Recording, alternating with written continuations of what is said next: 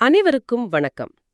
இன்று நாம் ஒரு மிக முக்கியமான ஆழமான ஞானத் தேடலை தொடங்கப் போகிறோம். 35 ஆண்டுகால யோக சாதனையின் சாரமாக டாக்டர் பண்டிட்ஜி கண்ணைய யோகி அவர்கள் நமக்கு வழங்கிய மானச யோகம் என்னும் பொக்கிஷத்தை நாம் இன்று புரட்டப் போகிறோம்.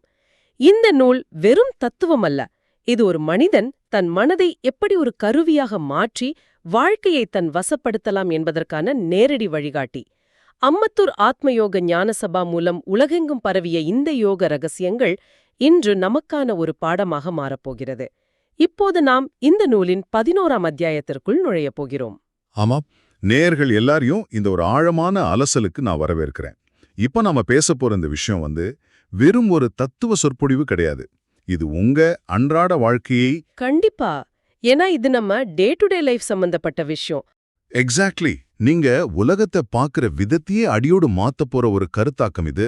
மனசும் கடவுளும் எப்படி ஒன்னோட ஒண்ணு பின்னி பிணைஞ்சிருக்கு அப்படிங்கறத நாம இன்னைக்கு அடுக்கடுக்கா பிரிக்க போறோம். சூப்பர். இப்போ இந்த தேடலோட ஒரு அடிப்படை கேள்வியிலிருந்து நாம ஆரம்பிக்கலாம்னு நினைக்கிறேன். ஆதி காலத்துல இருந்து பாத்தீங்கன்னா மனுஷனுக்கு இந்த கடவுள் அப்படிங்கிற ஒரு சக்தி மேல அசைக்க முடியாத ஒரு நம்பிக்கை இருந்துகிட்டே இருக்கு. எத்தனையோ விஞ்ஞான வளர்ச்சிகள் வந்துருச்சு, ஆனா இந்த நம்பிக்கை மட்டும் கொஞ்சமும் குறையலையே. அத நாம எப்படி பாக்குறது? அதாவது வரலாற்று பக்கங்களை கொஞ்சம் புரட்டி பாத்தீங்கன்னா, இயற்கையை பார்த்து பயந்த காலத்துல தொடங்கின இந்த நம்பிக்கை இத்தனை 1000 வருஷம் கழிச்சும் அப்படியே ஸ்ட்ராங்கா இருக்கு. இடையில எத்தனையோ அறிஞர்கள் கடவுள் இல்ல அப்படின்னு ரொம்ப பலமா வாதிட்டு இருக்காங்க. ஆமா ஆமா, நிறைய பகுத்தறிவு விவாதங்கள் நடந்திருக்கு. கரெக்ட். ஆனாலும் கடவுள் இருக்காரு அப்படிங்கிற நம்பிக்கை தான் உலக அளவுல பெருசா இருக்கு. இதுக்கு என்ன முக்கிய காரணம்னு பாத்தீங்கன்னா, அந்த நம்பிக்கையால மனுஷனுக்கு ஏதோ ஒரு வகையில ஒரு நன்மை, ஒரு பலன் கிடைச்சுக்கிட்டே தான் இருக்கு. ஒரு நிமிஷம், அது எப்படி நீங்க உறுதியா சொல்ல முடியும்? ஒருவேளை இது தலைமுறையா வர ஒரு பழக்கமா, அதாவது ஒரு குருட்டு நம்பிக்கையா கூட இருக்கலாம் இல்லையா? இல்ல, இது வெறும் பழக்கம் மட்டுமா இருந்திருந்தா என்னைக்கோ காலாவதியாகி இருக்கும். இன்னைக்கு நியூஸ் பேப்பரை புரட்டினா கூட பல பேர் பிரார்த்தனை பண்ணி பயனடைஞ்ச அனுபவங்களை நாம படிக்க முடியுது. இது ஏதோ கட்டுக்கதை இல்ல. நூலாசிரியர் பண்டிட் ஜி கண்ணைய யோகி அவர்கள் தன்னோட அம்பத்தூர் சபால நடந்த சில நேரடி சான்றுகளை ரொம்ப ஆணித்தரமா இங்க வைக்கிறாரு. ஓ, அந்த ஆத்ம யோகா ஞான சபால நடந்த விஷயங்கள்யா? அதை படிக்கும்போது எனக்கு கொஞ்சம் ஆச்சரியமாவும் சில சந்தேகங்களாகவும் இருந்துச்சு. என்ன சந்தேகம்? இல்ல, அந்த சான்றுகள் எந்த அளவுக்கு பிராக்டிக்கலா சாத்தியம்னு கேக்குறேன். இப்போ அந்த சபால பாத்தீங்கன்னா, தத்துவங்களை மட்டும் அவங்க சொல்லிக் கொடுக்கல. பிரார்த்தனை, முறையான உபாசனை மூலமா எப்படி நடைமுறை வாழ்க்கையில ஜெயிக்கிறதுன்னு கத்துக் கொடுக்கறாங்க. அங்க பல மருத்துவர்களால் கைவிடப்பட்ட கொடிய நோய்கள்ல இருந்து மீண்டவங்க இருக்காங்க. ஓஹோ, அப்படியா? ஆமா, அது மட்டும் இல்லாம பெரிய கடன் சுமையில மாட்டிட்டு வாழ்க்கையே முடிஞ்சதுன்னு நினைச்சவங்க பின்னாடி பெரிய செல்வந்தர்களாகி கடன் அடைச்சிருக்காங்க. ஏன் சோதிடர்கள் இவ்வளவுதான் ஆயுள்னு கணிச்சதை தாண்டி வாழ்றவங்க கூட அங்க சாட்சியா இருக்காங்கன்னு ஆசிரியர் சொல்றாரு. வெயிட், இப்போ ஒரு பெரிய கேள்வி வருது. இதையெல்லாம் நம்ம நேயர்கள் எப்படி புரிஞ்சுக்குவாங்க? நாம சும்மா வேண்டிக்கிட்டா கடவுள் என்ன வானத்திலிருந்து கத்த கத்தையா பணத்தை நம்ம முன்னாடி கொட்டுவாரா? கண்டிப்பா கொட்ட மாட்டாரு. இல்ல, அப்ப தங்கத்தை பார்சல்ல அனுப்பி வைப்பாரா? ஒருத்தனுக்கு ஆயுள் முடிஞ்சதுன்னு சொல்லியாச்சு, மேல இருந்து ஒரு சக்தி அவனுக்கு ஆயுளை நீட்டிக்குமா என்ன? இது கேக்குறதுக்கு ஏதோ மாயாஜால படம் மாதிரி இருக்கே தவிர பகுத்தறிவுக்கு எந்த அளவுக்கு செட் ஆகும்? உங்க சந்தேகம் 100க்கு 100 நியாயமானது. எந்த ஒரு பகுத்தறிவுவாதியும் கேட்கிற முதல் கேள்வியே இதுதான். தெய்வம் ஒருத்தனுக்கு செல்வம் கொடுக்கணும்னா வானத்திலிருந்து பணத்தை கொண்டு கொட்டாது. அமேசான் பார்சல் மாதிரி தங்க கட்டி வீட்டுக்கு வராது. அப்புறம் எப்படி நடக்கும்? அங்கதான் ஆசிரியர் அந்த மெக்கானிசத்தை ரொம்ப தெளிவா உடைக்கிறாரு. அந்த நன்மைகள் மனுஷனை எப்படி வந்தடையது அப்படிங்கிற அந்த சூட்சுமத்தை நம்ம முதல்ல புரிஞ்சுக்கணும். அதாவது வானத்துல இருந்து பணம் வராதுன்னா அப்புறம் எப்படி அவங்க பணக்காரங்க ஆனாங்க? அந்த ரகசியம் என்ன? அந்த சூட்சுமத்தோட பேர் தான் மனம். தெய்வம் நேரடியா எந்த பொருளையும் தரதில்ல. மனுஷனோட மனசு மூலமா தான் அந்த நன்மைகளோ தீமைகளோ நமக்கு கிடைக்குது. மனசு மூலமா நடக்குதா? கொஞ்சம் விளக்கமா சொல்ல முடியுமா? இப்போ ஒரு உதாரணம் சொல்றேன். ஒருத்தனுக்கு பணம் ரொம்ப தேவைப்படுது, அதுக்காக அவன் மனமுருகி பிரார்த்தனை பண்றான்னு வச்சுக்குவோம். இப்போ அவனோட அந்த தற்போதைய சூழ்நிலையில அவன் நேர்மையான முறையில எப்படி பணம் சம்பாதிக்கலாம் அப்படிங்கிற எண்ணங்களை அவனோட மனசுக்குள்ள அந்த பிரார்த்தனை உருவாக்கும். ஓ, அதாவது புதுசா ஐடியாக்கள் தோணும்னு சொல்றீங்க. எக்ஸாக்ட்லி. அந்த உந்துதலால அவன் அது வரைக்கும் கவனிக்காம விட்ட ஒரு வியாபார வாய்ப்பை திடீர்னு கவனிப்பான். இல்லைன்னா ஒரு புது முதலீட்டை பத்தி யோசிப்பான். சில நேரங்கள்ல ஒரு லாட்டரி டிக்கெட் வாங்க தூண்டுற ஒரு சின்ன எண்ணமா கூட அது இருக்கலாம். ஆக மொத்தம் ஒரு மனுஷனுக்கு நல்லது நடக்கணும்னா அது வெளியே நடக்கிறது இல்ல, அவனோட மனசு வழியா சிந்தனை வழியா தான் நடந்தாகணும். வாவ்! இப்போ எனக்கு ரொம்ப தெளிவா புரியுது. இத நம்ம நேயர்களுக்கு இன்னும் ஈஸியா சொல்லணும்னா, தெய்வீகம் அப்படிங்கிறது ஒரு சாஃப்ட்வேர் அப்டேட் மாதிரி. நம்ம மனசு தான் அத ரன் பண்ற ஹார்ட்வேர். கரெக்ட்டா? நம்ம மனசு வழியா தான் அந்த மாயாஜாலமே நடக்க முடியும். அந்த சாஃப்ட்வேர் ஹார்ட்வேர் உதாரணம் ரொம்ப சூப்பர். ஆனா அதுல ஒரு சின்ன திருத்தம் இருக்கு. என்ன திருத்தம்? கம்ப்யூட்டர்ல ஹார்ட்வேர் தனி சாஃப்ட்வேர் தனி. ஆனா மனுஷனை பொறுத்த வரைக்கும் அவனோட மனசு தான் ரெண்டுமாவே செயல்படுது. கடவுளுக்குன்னு தனியா வெளியே ஒரு சக்தி இருக்கோ இல்லையோ, பிரார்த்தனை பண்ற மனுஷன் உண்மையில அவனோட சொந்த மனசக்தியாலேயே அவனுக்கு தேவையானதை அடைஞ்சுக்கிறான் அப்படின்னு ஆசிரியர் அடிச்சு சொல்றாரு. ம். இது ரொம்ப ஆழமா சிந்திக்க வேண்டிய விஷயம். அப்போ என் மனசுல ஒரு லாஜிக்கான கேள்வி வருது. எல்லாமே மனுஷனோட மனசு தான் பண்ணுது, வெளியிருந்து எதுவும் வரல அப்படின்னா, அப்புறம் எதுக்கு இத்தனை உபாசனை, பிரார்த்தனை, மந்திரங்கள், சடங்குகள்னு இவ்ளோ பெரிய லிஸ்ட் வச்சிருக்கோம்? கரெக்டான கேள்வி. ஆமா, நேரடியா என் மனச நானே மாத்திக்கிட்டு, எனக்கு தேவையானதை நானே வாங்கிக்கலாமே. எதுக்கு கோயிலுக்கு போணும்? எதுக்கு தியானம் பண்ணணும்? நீங்க தத்துவார்த்தமா பேசுறீங்க. அது 100க்கு 100 சரிதான். மனநிலையை பொறுத்து தான் வாழ்க்கை அப்படிங்கிறது தான் ஃபைனல் ட்ரூத். ஆனா இந்த ஆழமான தத்துவத்தை ஒரு சாதாரண மனுஷங்கிட்ட போய் சொன்னா அவனால அதை பிராக்டிக்கலா ஃபாலோ பண்ண முடியுமா? அது கொஞ்சம் டவுட் தான். ஆமா. நாளையில இருந்து உன் மனசை முழுசா கண்ட்ரோல் பண்ணு, உனக்கு பணம் வரும் அப்படின்னு ஒருத்தங்கிட்ட சொன்னா எப்படி அவனால மனசை அந்த ஒற்றை புள்ளியில குவிக்க முடியும்? அது ரொம்பவே கஷ்டம். சொல்லப்போனா, நம்மளே அமைதியா உட்காரலாம்னு நினைச்சாலே, 1000 தேவையில்லாத எண்ணங்கள் மைண்ட டிஸ்ட்ராக்ட் பண்ணிடுதே. அதுதான் மனுஷ உளவியலோட பெரிய சிக்கலே. அந்த மாதிரி சாதாரண ஆட்களுக்கு தான் இந்த பிரார்த்தனைகளும் சடங்குகளும் ஒரு கருவூலமா செயல்படுது. ஒருத்தர் கடவுளே எனக்கு பணம் கொடு அப்படின்னு தொடர்ந்து வேண்டிக்கிட்டே இருக்கும்போது அவருக்கு தெரியாமலேயே அங்க ஒரு சைக்கலாஜிக்கல் மாற்றம் நடக்குது. அதாவது, அவருக்குள்ள ஒரு சேஞ்ச் நடக்குது. ஆமா, அவர் தன்னோட மனச செல்வம் அப்படிங்கிற அந்த ஒரு சிந்தனையில ஒரு திருப்பு நிலையில லாக் பண்ணி வைக்கிறாரு. ஒரு நிமிஷம், நேர்களுக்காக கேக்குறேன். இந்த திருப்பு நிலை அப்படின்னா என்ன? இங்கிலீஷ்ல ஃபோக்கஸ் ஸ்டேட்னு சொல்லுவாங்களே, அதாவது மனச ஒரே இடத்துல லாக் பண்றதா? ஆமா, அதே லாக் பண்றது தான். ஒரு கயிற்று முறுக்கு திரிக்கிற மாதிரி சிதறி கிடக்கிற எண்ணங்கள் எல்லாம் ஒன்னா சேர்த்து ஒரே நோக்கத்துல திருப்புறது தான் திருப்பு நிலை. ஒருத்தன் பல வாரங்கள் பல மாசங்கள் தன் மனசு அந்த ஒற்றை நோக்கத்திலே வச்சிருக்கும் போது மூளையில ஒரு பெரிய மாற்றம் நடக்கும். இது சைக்காலஜில ரெட்டிகுலர் ஆக்டிவேட்டிங் சிஸ்டம் அப்படின்னு சொல்லுவாங்க. ஓ, ரெட்டிகுலர் ஆக்டிவேட்டிங் சிஸ்டம். ஆமா, அதாவது நாம எதை ஆழமா நம்புறோமோ, எதை தொடர்ந்து சிந்திக்கிறோமோ, அது சம்பந்தப்பட்ட வாய்ப்புகளை மட்டுமே நம்ம மூளை நம்ம கண்ணுல படும்படி செய்யும். அந்த தொடர் மனுசக்தி தான் செல்வத்தை சம்பாதிக்கிற வழிகளை நமக்கு தெரிந்து விடுது. சூப்பர். இத நான் ஒரு உதாரணத்தோட ரிலேட் பண்ணி பார்க்கறேன். இப்போ நாம ஒரு குறிப்பிட்ட மாடல் கார் வாங்கணும்னு ஆசைப்படுறோம்னு வச்சுக்கோங்க. திடீர்னு ரோட்ல பார்த்தா அந்த மாடல் கார் மட்டுமே நிறைய போற மாதிரி நமக்கு ஒரு ஃபீல் வரும் இல்லையா? ஆமா, கண்டிப்பா வரும். உண்மையிலே கார்களோட எண்ணிக்கை அங்க அதிகமாகல. நம்ம மனசோட இந்த திரிபு நிலை அந்த கார்களை மட்டும் தேடி கண்டுபிடிக்குது. இதுவும் அது போலதானா? மிக சரியான உதாரணம். அதே மெக்கானிசம் தான் இங்கேயும்.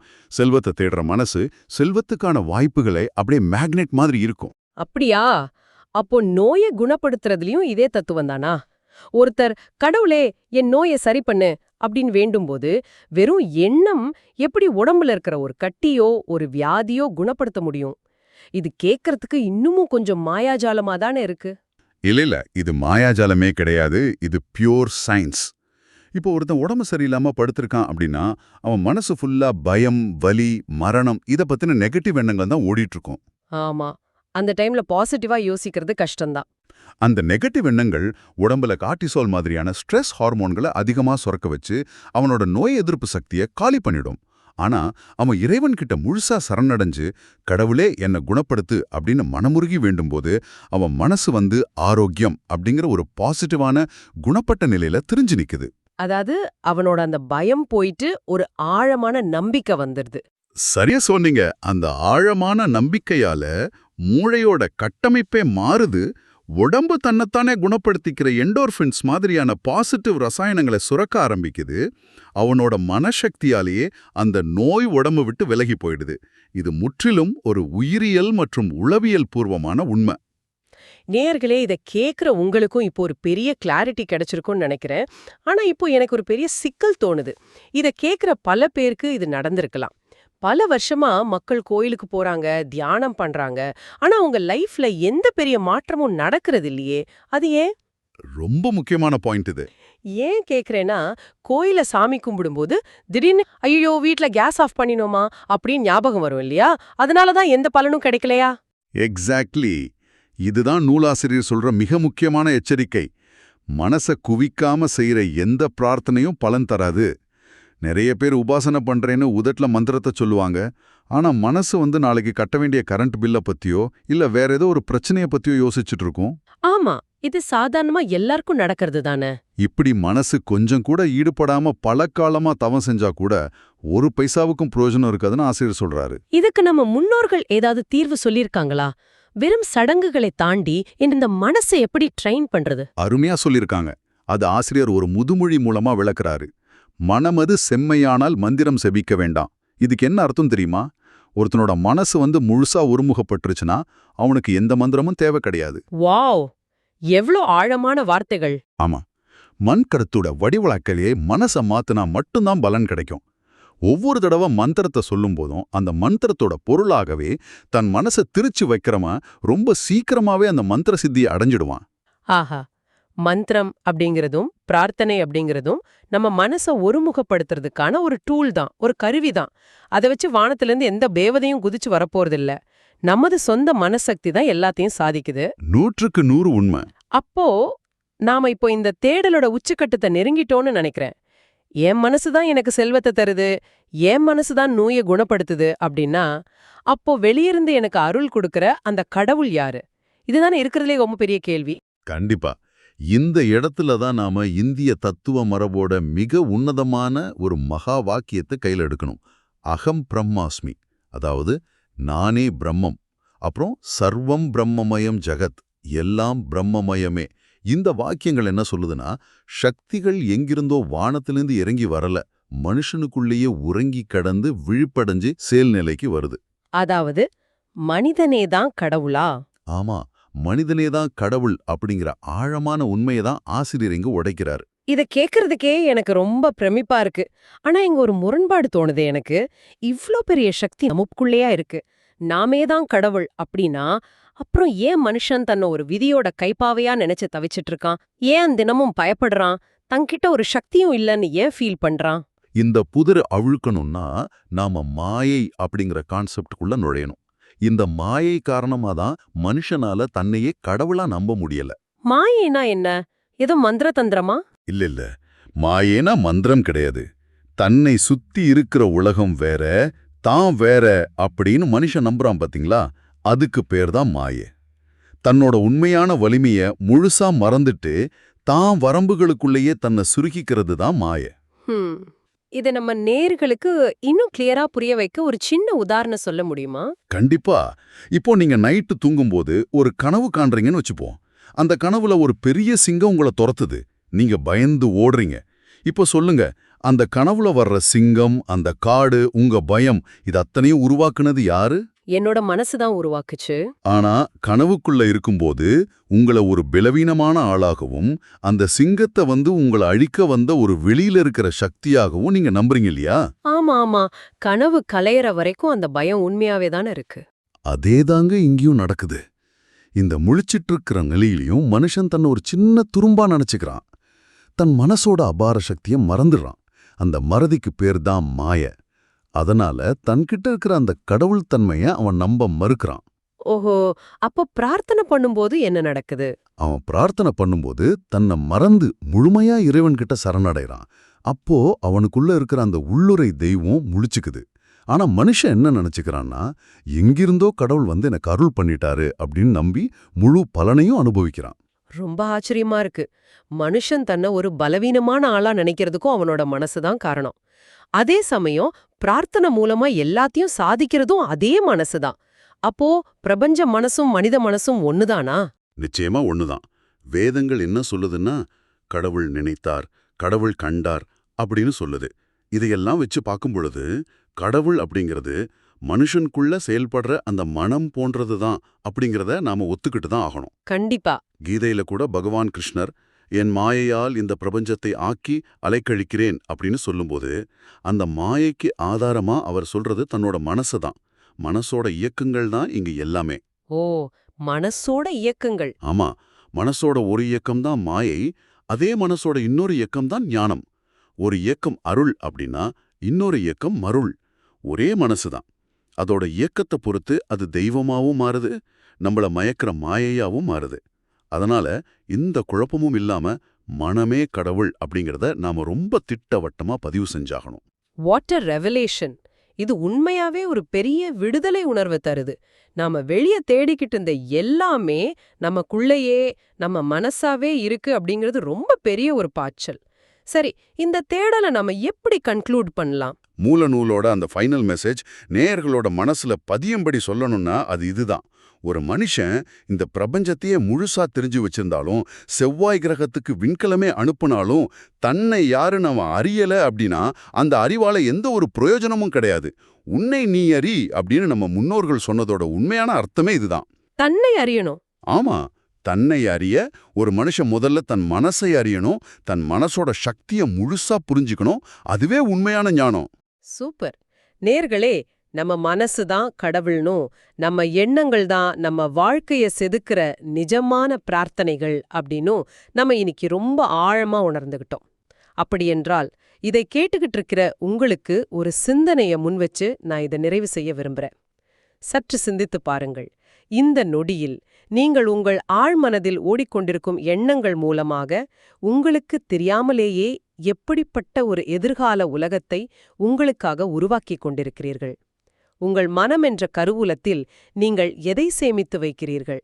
அது உங்களை உயர்த்தப் போகும் அருளா அல்லது உங்களை முடக்கி போடப் போகும் மாயையா? இது உங்களுக்கான கேள்வி. இவ்வளவு நேரம் கேட்டதுக்கு ரொம்ப நன்றி. இந்த Tamil voice reads channel monetisation இல்லாம தான் நடக்குது. இந்த ஆடியோ புத்தகம் உங்களுக்கு பயன் தருதுன்னு நினைத்தா இந்த முயற்சி தொடர்ந்து போக உங்க ஆதரவு மிகவும் உதவும். என்னுடைய இந்த முயற்சிக்கு நன்கொடை அளிக்க விருப்பம் இருந்தால் டிஸ்கிரிப்ஷன்ல கொடுக்கப்பட்டுள்ள UPI ID மூலம் வழங்கலாம். உங்களால் முடிந்த அளவு போதும். சிறிய ஆதரவும் பெரிய உதவிதான். இந்த வீடியோ உங்களுக்கு பயனுள்ளதாக இருந்தால் சப்ஸ்கிரைப் பண்ணுங்க, மற்றவர்களுக்கும் பகிர்ந்து கொள்ளுங்கள். இந்த கருத்துக்கள் அவர்களுக்கும் தேவையாக இருக்கலாம். லைக் பண்ணுங்க, உங்க கருத்துக்களை காமெண்ட்ல பகிருங்கள்.